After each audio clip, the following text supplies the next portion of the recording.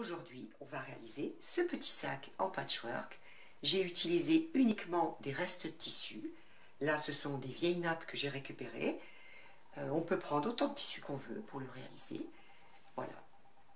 Donc, allons-y. Il nous faudra 3 tissus différents. Un morceau qui fasse à peu près 75 cm, un autre un petit peu moins, 65 et le dernier, pour moi, il faisait à peu près 20 cm. Mais rien ne vous empêche de mettre 4 morceaux. L'idéal, c'est de récupérer les petits morceaux qu'on a. Moi, j'ai pris des morceaux de vieilles nappes. Donc, on peut prendre 4, on peut prendre même 5 tissus. Ce qui compte, c'est d'avoir les morceaux que je vais vous montrer par la suite. Et puis, il nous faudra aussi du thermocollant. On va déjà découper dans un des tissus 2 bandes de 8,5 sur 59 cm.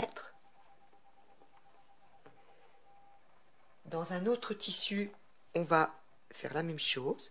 On va découper 2 bandes de 8,5 sur 59 cm.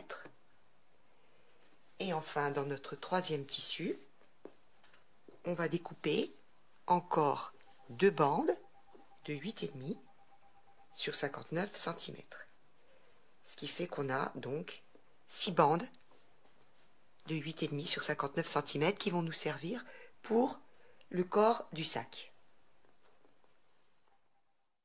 Pour la partie supérieure du sac, on va découper 4 rectangles qui feront 8 cm sur 32.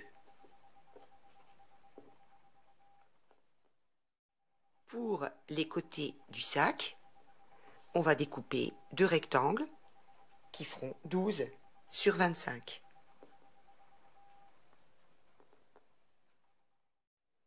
Pour les anses, on va découper 4 morceaux de 5 cm sur 40 cm.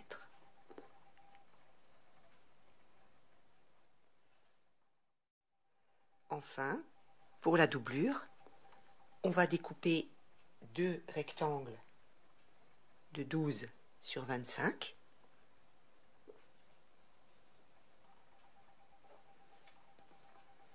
Et on va aussi découper là le plus grand morceau, une pièce qui fera 59 sur 41. La première étape consiste à assembler nos bandes de 8,5 sur 59 en alternant les couleurs. Et donc, on va les assembler tout ensemble avec une couture à 1 cm du bord.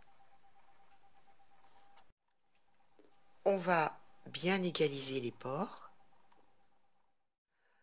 On va ensuite prendre notre thermocollant, positionner le morceau du sac que l'on vient de réaliser avec les bandes, le couper le tout à la bonne longueur et on va thermocoller notre morceau. Une fois ce morceau entoilé, on va récupérer les 2 morceaux de 12 sur 25 qui nous servent pour les côtés du sac et on va les mettre endroit contre endroit, ici.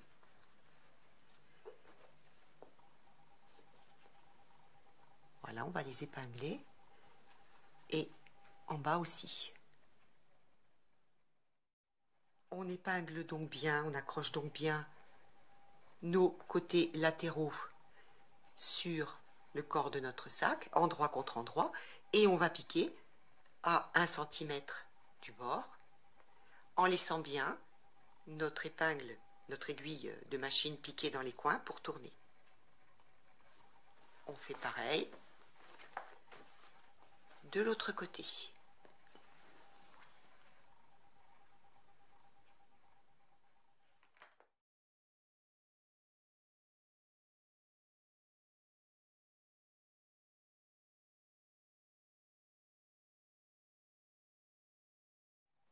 On obtient déjà la forme de notre sac. Maintenant, on va s'occuper des anses. Pour les anses, on prend nos morceaux, nos 4 morceaux de 5 sur 40. On va thermocoller 2 morceaux. Une fois un des côtés des anses thermocollés, on les met endroit contre endroit. On va piquer le long d'un côté. Ensuite, on retourne envers sur envers. On va procéder à la finition des 2 anses en surpiquant tout près du bord ici. Et en ce qui concerne l'autre côté qui est ouvert, on va faire 2 petits rentrés, un petit rentré sur le côté supérieur et un sur le côté inférieur. On va bien marquer ça au fer et on va faire une surpiqûre tout le long au ras.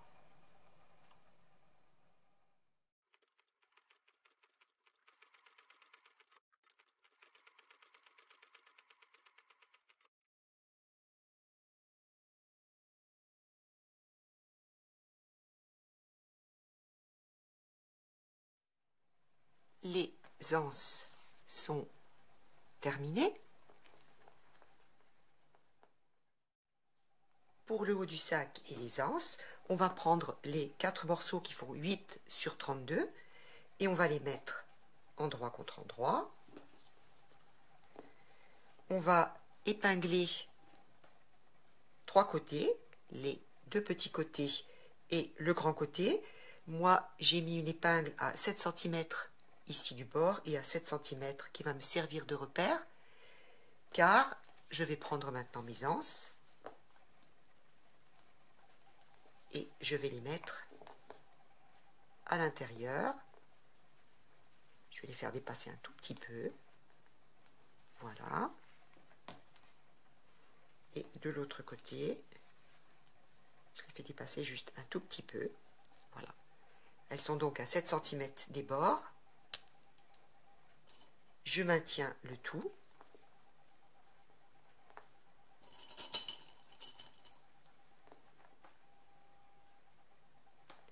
Et maintenant, je vais piquer à 1 cm tout autour sur les 3 côtés. Ce côté-là reste libre.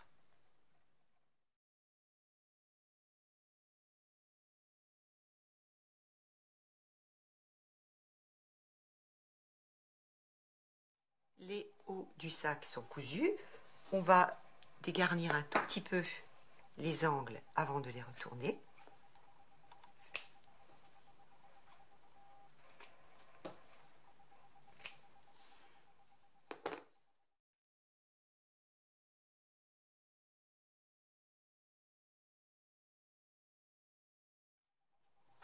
On va bien aplatir tout cela au fer.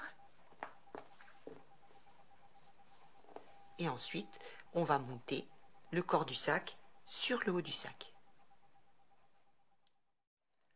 On va maintenant épingler endroit contre endroit le haut du sac sur le devant. On avait laissé une petite... on n'avait pas cousu jusqu'à 1 cm, hein, on avait laissé une petite, un petit restant de couture. Donc on va épingler ici, voilà, endroit contre endroit. On épingle l'autre morceau à l'autre bout.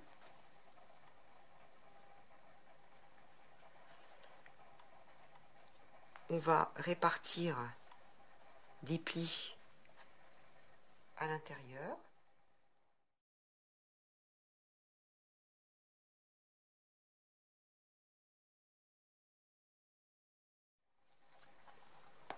Donc, j'ai bien épinglé. On voit que si je retourne, j'ai la forme du sac qui commence à se faire.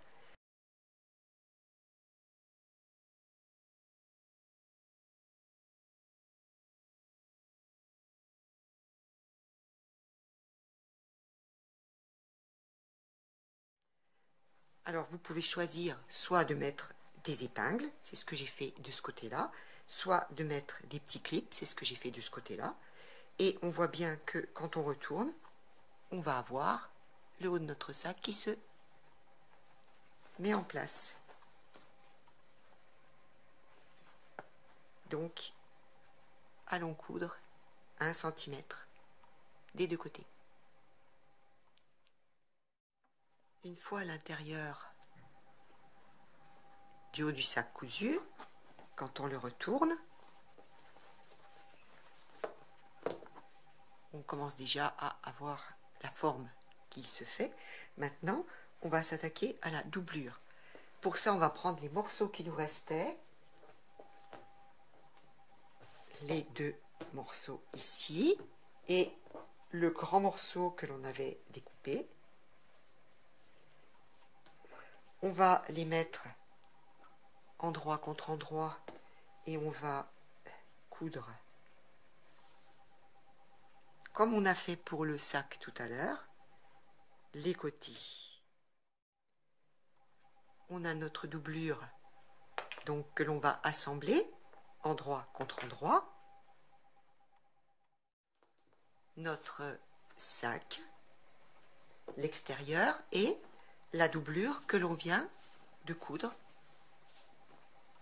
Voilà, la doublure pour mettre à l'intérieur. Donc, on va mettre cette doublure sur l'envers et on va enfiler notre sac à l'intérieur, donc endroit contre endroit, l'endroit de la doublure contre l'endroit du sac.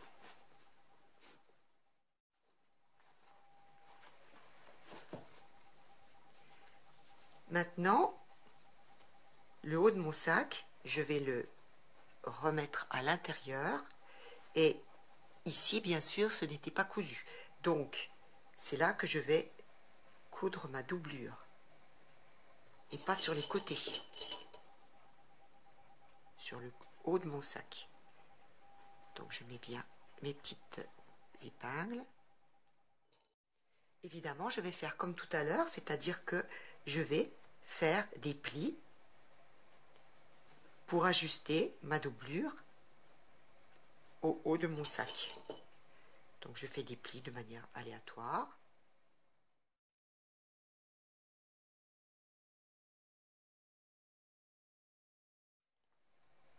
Et je vais piquer ici. On va piquer aussi l'un des côtés et on laisse l'autre ouvert pour retourner notre sac. Voici ce que l'on obtient quand on a tout cousu sur l'envers, sauf un des côtés. Maintenant, on va retourner. On va fermer le côté qui est ouvert à petits points. Et en dernier, pour que tout soit bien solide, on va surpiquer ici au ras avec un point machine longueur 4 parce que c'est une surpiqûre.